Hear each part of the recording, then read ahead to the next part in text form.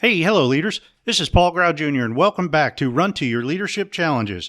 So today, I'm going to talk about one thing that I think a lot of leaders need, including myself from time to time, and that is basically how to reset your mindset. Now, our mindset is basically, the more I study mindset and the more that I get to know it and know about it, the more it just intrigues me because our mindset controls so much. Our brain is the ultimate supercomputer. It has more capability than some of us ever give it credit for. And what we think is a part of our mindset. And it could take us to great successful places, and it could take us, or it could hold us back and send us down a bad trail or an unsuccessful trail. So today is talking about how to reset your mindset, the leader's mindset, and how a leader can reset the mindset of their people. I talk a lot about, I mentioned the DISC in here and the DISC assessment and the different behavioral styles of the DISC. And I am a DISC consultant. I love working with individuals and specifically individual leaders and their teams with the DISC because it allows you to learn so much about yourself and then about the team itself. And once the team really gets to know themselves and the other people on the team, your productivity goes up. Your conflict goes way down because now you know why there's going to be conflict, natural conflict, and you now have the tools to avoid it. It also helps you communicate with each other in a way that others want to be communicated with effectively.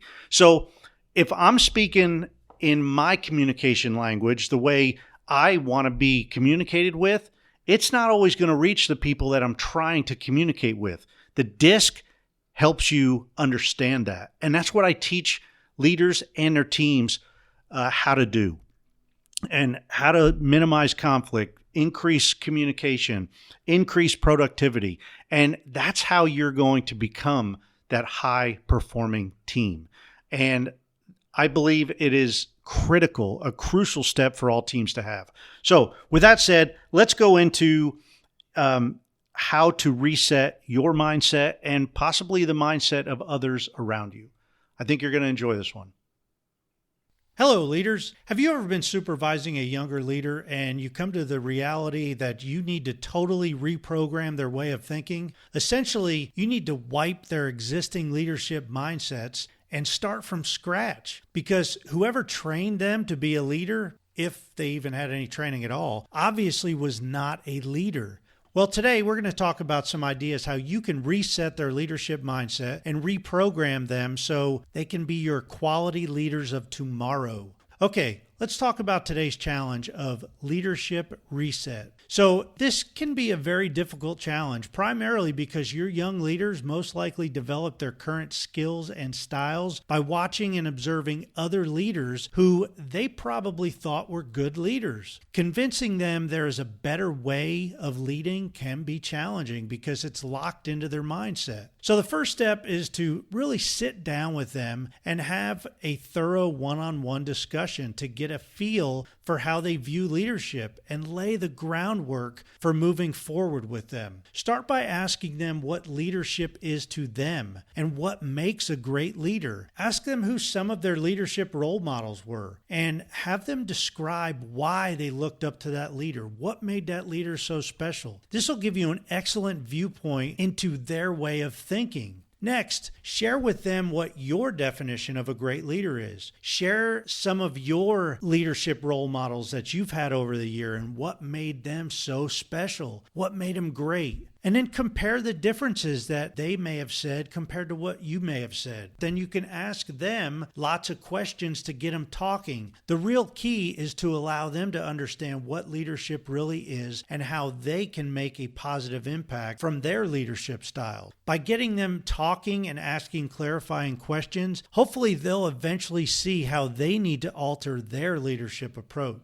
During the discussion with them, point out some good traits you see in them or that you have seen them display. Now, I realize this may be difficult with some members, but really dig deep and give them some affirmations about themselves. The main point here is to highlight good examples. They're positive traits, so they ultimately can do those more often. After you have shared a couple of good traits with them, start addressing their areas of opportunity with them. Now, how you approach them will be dependent on their personality and the area of opportunity that you're going to be addressing. For instance, if a team member is coming off harshly or very abrasive with coworkers, chances are pretty high that that person's a D personality. And people with D personalities simply don't like you wasting their time. That's right. Even though you might be a leader, they don't want you wasting their time. So you want to address that leader by getting right to the point. Tell them exactly what their trouble area is and how they can improve it. Get them talking about it. Get them to come up with ideas. Don't beat around the bush with a D personality.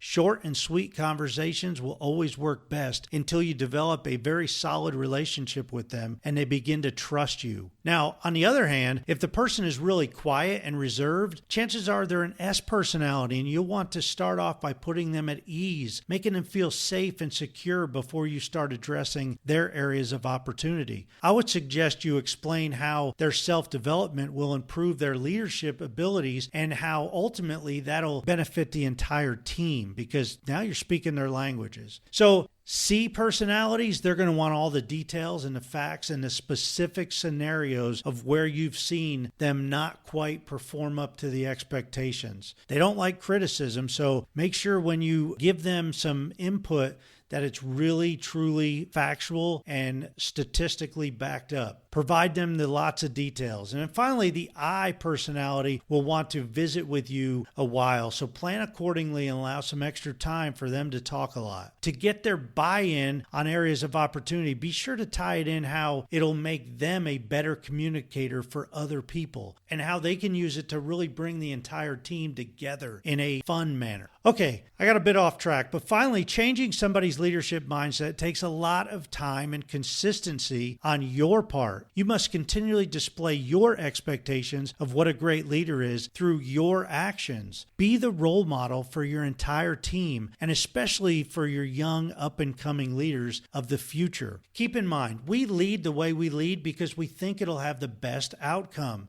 In order to change a leader's mindset, they must see it in action day in and day out, and they will eventually start accepting that as good. People's bad habits have a tendency to linger around for a long time, even after they have started to change their ways. So keep at it. Don't give up. Your people are worth the long-term effort. Continually plant the seeds that will allow them to grow into great leaders of tomorrow. I hope you enjoyed today's episode. I would love to hear about how you have changed some leadership mindsets over the years and how long the process took. Has anybody figured out how to do this more rapidly? Man, I would love to hear how. As a reminder, please be sure to subscribe and share this briefing with coworkers and every other leader you know, especially your HR directors and your CEOs, so your entire organization can run to your challenges together. You can always contact me directly at Paul Grau, that's PaulGrau, at currentleadershipcoaching.com. Thanks for listening, and until tomorrow, run to your challenges.